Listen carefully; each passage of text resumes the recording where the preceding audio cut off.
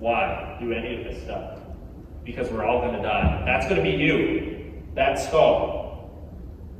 Is anybody else uncomfortable right now? I mean, that's going to be us, okay? And so, late at night, I start to freak out about this stuff. And I'm like, you know, what happens to your art when you die? I mean, what is the point? And then I say, you know, let's ask the internet, okay?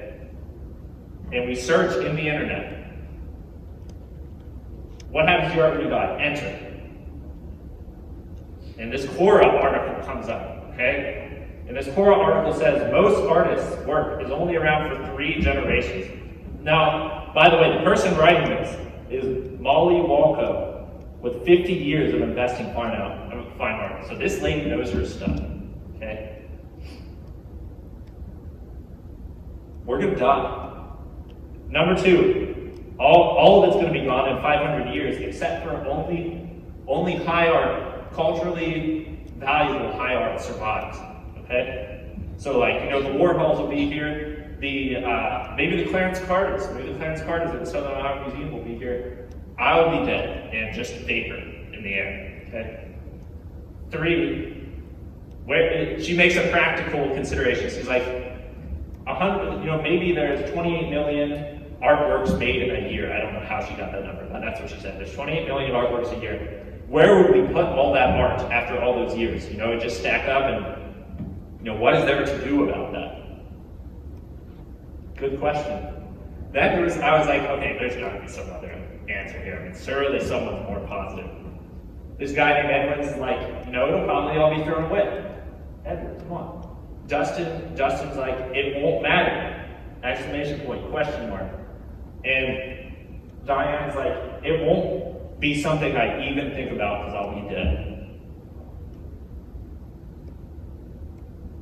And that's the end. Thank you for the presentation, guys. I'm just kidding, that's not the end, guys. That's not the end. I said I would end on resurrection. Okay, I'm not that much of a downer. Thank you for the clapping, though. I didn't think it would sound like that. That's good. Yeah, okay, so we're gonna get a little cheer. I'm gonna try to encourage you guys because a lot of people thought that was the end right there, and it's not. Is there another story about death? Well, actually, real quick, when I was going through that Quora article, there was also this really interesting thread where this girl was talking about how she died in a car accident and remembers dying. Okay, this is just freaking crazy. She remembers dying, and she could hear her family being like, I don't know, Susan, wake up, like, and they're trying to jumpstart her heart. And she said the place that she went to when she died was, she was on this big grassy knoll, and there was this like wall right between her peripheral vision, you know, like a wall, like your vision separated. There's these 2 beautiful scenes, and she was just chilling there, and they were like, you know, she could hear her family saying, wake up, stay with us, it's okay. And she was trying to tell her family, guys, it's okay, I really, like, this is pretty cool, actually. I think I want to stay here a little bit longer. And then they zapped her and she came back. And that was in the Quora article. This girl was relating her experience, like, in death, in transition of death. It was wild. Anyway. So, are there any other stories about art when you die, other than just you're going to take a dirt nap and then we're going to move towards the heat death of the universe, and then that's it, the end of the universe, right? Everything's going to evaporate. Yes, there are. And there's this really cool one it's called Leaf by Niggle by J.R.R. Tolkien. Has anybody read Tolkien, watched Tolkien? Yeah? Tolkien, my buddy J.D. Bentley told me about this story. He's like, you gotta read Leaf by Niggle. And I was like, okay. Well, there's Niggle, right? And Niggle means to kind of fuss around or to fret over and to be irritated, annoyed, tremble, bother, hurt, bug. And he was that way with his art. You know, he was just real finicky, like he just wanted to get everything perfect. He's a perfectionist. And there's this tree. His vision is to paint this grand tree, right? And with every detail. And actually, Lane Reiser, the creative process teacher back in the beginning, he painted this tree and he called it the center. All right, he painted this watercolor tree. And they said that as they were taking the painting out of the gallery, Lane was still working on it. And that he spent about 1,000 hours on this tree. Okay? Beautiful, hyper-realism maybe is what you'd call it. Anyway, Niggle is on this tree, okay? And unfortunately, the vision just keeps expanding, and he doesn't think he's ever going to finish this. You got to remember that Tolkien was writing Lord of the Rings, and it took him 12 years to finish it. And he started. That wasn't it though. He started the mythology for Lord of the Rings, like that's in the Silmarillion and stuff, and when he was 18 or 19 years old on his high school notebooks. Okay? So this world was expanding in his mind, and his whole thing, this terror at the back of his mind was like, I'm never going to finish this, my master work. He wanted to create a self-contained mythology. Okay? So that's the metaphor for this tree, but his neighbor, Parrish, is always asking for help. His wife's sick. He's got a broken leg. And Niggle's like, he wants to say no, but he's not brave enough to say no. He can't stand up for himself, so he just helps him anyway, begrudgingly. That's like the worst, And he's just sweating it over this tree, and things keep piling up. Chores, sickness, disasters, lack of patience, bad neighbors, utilitarian pragmatism, disinterest, hate, resentments, guilt, time. It's all just slipping away from him. And then finally, death comes. Finally, death comes one day, and it's like, Niggle? Niggle's like, it's not done. My tree is not done. I've slaved years over this, and I've only managed this leaf and this broad structure and stuff. And Niggle's like, well, the Grim Reaper's like, it's okay, they needed to patch your neighbor's roof anyway, so it's going to work out. Your art's going to go to something, it's going to patch your neighbor's roof, right? And he's like distraught over that, He goes to this purgatory kind of place where he's digging, and he starts to get calluses on his hands and his mind, and he starts to get better with managing his time. He's going through a purgatory sort of place, Tolkien was a Catholic, but it's all, so some of that stuff seeped in, and he was talking about purgatory and how Niggle had to work in this place, this afterlife place. And finally, at the end of his work, after who knows how long, we don't know how much time passes, but it hardened him. All the insufficiencies he had in life, he was kind of able to work out there. And he ends up in this dark room for evaluation. They tell him he's going to be evaluated. And one guy's like, judgment. One voice is like, judgment. He had his chance. He had his chance to make his art, and he didn't do it. So, you get what you get. He didn't do the art. That's fair, But this other voice was like, this is what it said. It was a softer voice. It was compassionate. It said, a leaf by Niggle has a charm of its own, doesn't it? Doesn't just a leaf have a charm? Wasn't that one leaf? Isn't that infinitely worth appreciating and looking at? He painted that. And, it says in the story, actually, that later, the gallery that was, saved that one leaf. They kept it in the gallery, in the temporal planes, back on Earth. But that's what this one was arguing, that a leaf was worth it, okay? And so he passes, and he gets on the train. All right, he gets on the train. He gets off the train at the top of the hill, and he's like, wait a minute. He sees this tree off in the distance, And there's this glorious mountainside scene. And he's like, that's the tree. That's the tree that was what I made, my ideal. The thing that I wanted to realize all the years, it was already out there somewhere. Okay. I don't know how this all metaphysically works, but I'm going to pitch you guys on it. That your art is connected to something. Like when you're making, or when Noah's playing, or when RL's writing, or when Rob's playing, you get that connection.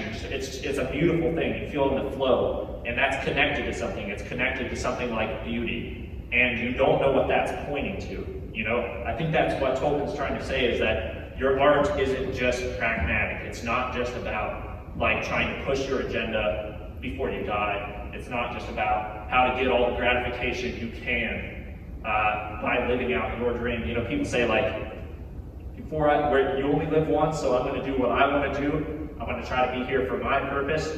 And, you know, I understand the reasoning of that. But maybe it's connected to something like Plato. Aristotle wrote about how Plato had the idea of forms. Okay? And Plato, like, I don't know, if I had a triangle up there, or if there was a triangle up there, you would know, well, if the triangle disappeared, you'd still know what a triangle is. Okay, so is there, do triangles exist? Like, are they just a construction of our imagination, or are they really out there somewhere? Like math. Math is the same thing. Is math really out there? Can you find it somehow metaphysically? Or is that just a construction? I think what Tolkien's arguing is that this is a form. The tree is a form, okay? And by you making, you're starting to realize that form. He didn't realize it, and somehow at the end, he still saw, wow, this is what the beauty was pointing to. We're reaching, guys. We're reaching to try to understand. This isn't perfectly thought out, but we're reaching, okay? That's what we try to do. We try to use our imagination to understand. I'd say redemption is the fullest story, okay? More than the heat, death of the universe and do everything you can to get what you can out of life before you die and take a dirt nap for eternity and before everybody else dies. Why not redemption? Like, what if it was all for a purpose? What if it all mattered? I think redemption is the fullest and most complete story. Like, you talk, when you're a writer, you think about the hero's journey. That's the story arc you want people to go through. Star Wars is a really good example of the hero's journey because it's Luke on a farm, and his father's out there somewhere, and he has to save his father for whatever reason. We don't understand why that is, but that's part of the mythology, you know? And he goes on the big adventure, and against all odds, he destroys the Death Star. You know, he becomes a Jedi, and he redeems his father even, because his father at the end, I hope I'm not spoiling Star Wars. Has anybody seen Star Wars? His father at the end throws, what's that guy's name? Darth Sidious. He throws him into the hole. He saves his father. Anakin actually fulfilled the prophecy. Darth Vader did, right? He fulfilled the prophecy. That's redemption against all odds, right? And you're like, but Nick, why do stories matter? I'm like, that's a really difficult question, guys, at the moment. Because stories structure your perceptions and your aim in life. As anybody take driver's ed, and there was that, they're like, watch the basketball tosses. Have you guys seen that video? Watch the basketball tosses, and there's a bunch of players around, and they're throwing the basketball, and back and forth to each other. And then a gorilla walks through the screen, this guy in a monkey suit. He just walks right through the screen. But if you're counting the basketball tosses, I remember this, I took driver's ed, and they were like, afterwards they were like, so did anybody see the gorilla? And half the class is like, what gorilla? What are you talking about? And then he plays it again, and you see the gorilla. You were focused on the game. You're focused on the game. Well, that's why stories matter, because your story at the beginning was like, I'm the guy that counts the basketball tosses. All right? It's crazy. You can not see this gorilla who comes across the screen. I mean, it's a great video. Look it up. It's by Dan Simon. And it was an experiment to see how stories structure our perceptions, or how our being structures our perceptions. Well, what if that what I'm trying to say is, what if that gorilla is really dangerous? Or that gorilla is the thing that we're supposed to see, but we're looking at this other story. That's the story. The story you tell yourself really, it really makes the world manifest itself to you in a certain way, okay? The story you believe matters. If the story is, I'm Nick, and my art doesn't matter, because in the end I'm going to die. Well, I'm going to try to get everything I can out of life because I'm going to die, or I'm just not going to care. And if that story's true, then I'm right. It doesn't matter. But if there's this other story where your art does matter, and there's the tree on the hill, and you get to see that at the end, then you're like, wow, I'm participating in this beautiful story, and I'm going to get to see that through. The implications. What you make matters. This is my argument. What you make matters. Art can either heal or destroy. Okay, so just like Niggle's making the tree, you could make bombs. Your art could be about bombs, and hurting people and building hell. That's a real, people do that. People use their art to destroy. And it's complicated. I'm not going to say so there are things in the darkness that need to be brought to light, okay? So it's not that you have to draw flowers. That's not what I'm saying. I'm saying that your intention can be to destroy, and people get good at that. People get good at bending all of their creative powers to see how they can hurt somebody, Your art can heal or destroy. Dostoevsky, beauty will save the world. My paraphrase, good art will save the world. Get close to the end. So what is good art? Well, we'll just try to define that while we're at it. What is good art? It reveals truth. It elevates, glorifies, and loves truth. What is truth? The logos. That's what I'll say. This is what I think, the logos, what I believe. There's the Greek spelling of the logos, okay? It probably most commonly it means like word or reason or discourse. This is where it gets weird, guys. Okay, so Aristotle, he thought of it as reason to discourse. The Stoics, they were around 500 years before Christianity, and they thought that the logos, this thing out there, this form, just this thing that exists independently from us, like math, is the generative principle of the universe, And then finally, in the Gospel of John, in chapter 1, every time John uses the word, he's talking about the logos. And he says, in the beginning was the Word, and the Word was with God, and the Word was God, and all things are made through him. And then in verse 14 it says, and the Word became flesh and dwelt among us. Well, a lot of people say that the story of Jesus Christ is the ultimate story. Christ isn't his last name, by the way. The story of Jesus Christ is the ultimate story. It meets the cycle of redemption perfectly. It's an archetype, right? They say Christ is the incarnate logos, and that's why he got, assuming that the historical figure of Christ is true. When he's standing before the Pharisees and he says, before Moses was, I am. They pick up stones to stone him because they realize what he was saying. He's the logos. He was the incarnate logos. So this is what I would say. The logos is the highest creative order there is. It's up there. The logos is creativity. And I know this sounds limiting. Look, I'm a really open-minded person, okay? So if someone was telling me this, I'd think I don't know, really, is there a thing that is creativity? I mean, there's so many different expressions of creativity. Isn't that limiting? Does that sound limiting?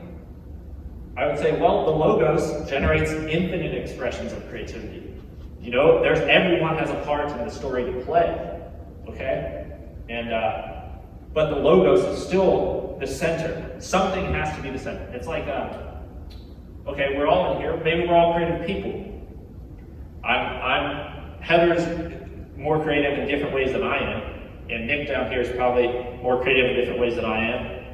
And I can't play music at all, and Noah does that. So everyone's got a different expression, but maybe there's a thing that all of that comes from. And maybe there's a meta person, like a person that has all of that.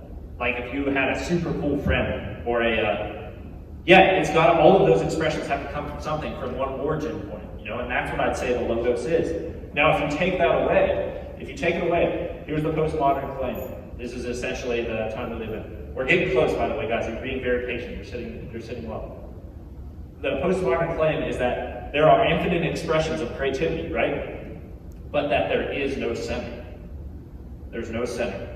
And, the problem with that is, does anybody see the visual irony? The problem is that the postmodern claim becomes the center, okay? And if there is no center, well, why are you telling me that? Because you're trying to claim that the postmodern,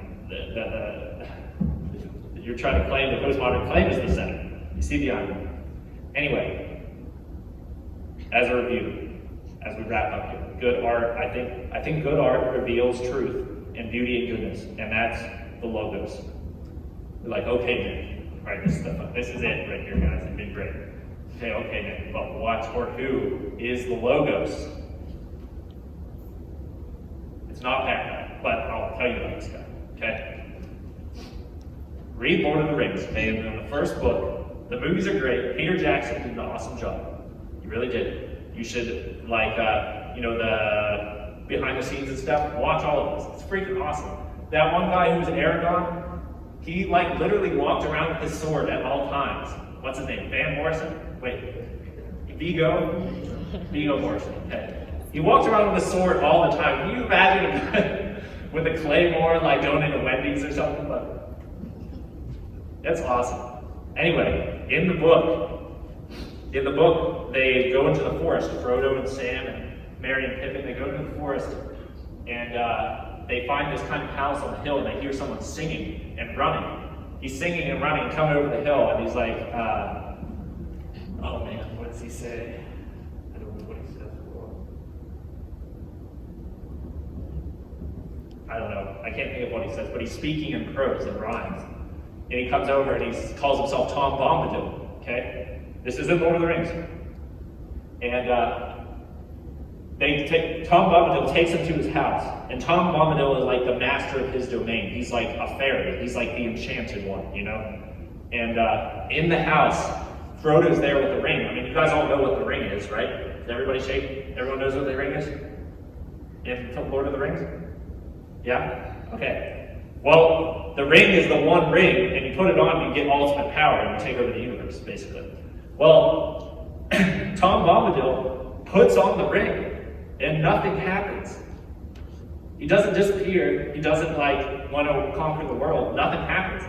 Then he throws the ring up in the air and just makes it disappear.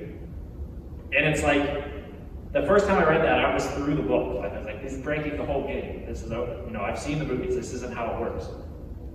But point is, later, they're all eating dinner. Because this really baffles them. Frodo and Sam and Merry and Pippin, this really baffles them. And they ask Tom's wife, who's this water nymph. He asked Tom's wife, who is Tom Bombadil? Who is this guy? I mean, he could just walk right into Mordor and slay Sauron or something. He has no interest in that, but supposedly Greg Lyons, who works here. Does anybody know Greg? Do you know Greg? No? It's okay. Greg Lyons, he said that the reason Tom Bombadil doesn't want the ring is because he has no desire. And maybe he has his desires fulfilled, or he's a whole person, or he's a holy person somehow. That's what you can make that association. Whole, integrated person, holy. Holy also doesn't mean not dangerous. Holy really means dangerous. If it's a true holy person, like Christ or something, they'll kill that guy before he gets his message out. But the point is, they ask the water nymph, his wife, who is Tom Bombadil? And she says, he is. Right? And it's a real mind blur. He is. And they're like, no, who is he? And they're like, he is. He is Tom Bombadil. I almost dropped the book there too. But the point is that the Logos is. Whatever the highest creative order is, it just is that. And it's something like the Logos creates the world. Who created the Logos? Well, the Logos did. And so what's my radical claim? I think if you make art that aims at beauty, truth, and goodness of the Logos, it might live forever. If there's one creative power source, that's what you want to aim for. You want to aim for truth and beauty and goodness, and that's going to get you the closest. I don't know how art works after you die, but this is my theory, okay? Your beauty is when you're making beautiful things, you're pulling back the curtain to something. You're seeing something like possible redemption, and there are figures in religious history who have claimed to be that. That's something to investigate. The end.